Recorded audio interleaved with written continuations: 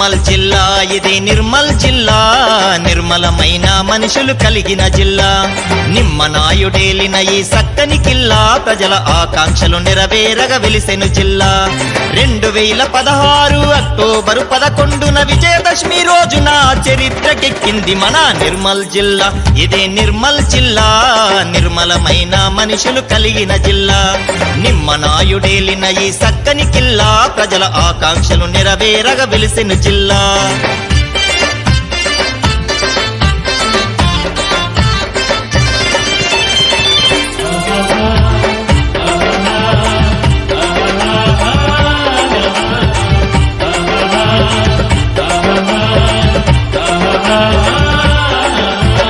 ఛత్తీస్గఢ్ శ్యామగఢ్ దేవరకోట మందిరము రక్షణ వలయములాగా నిర్మించిన చైను గేటు.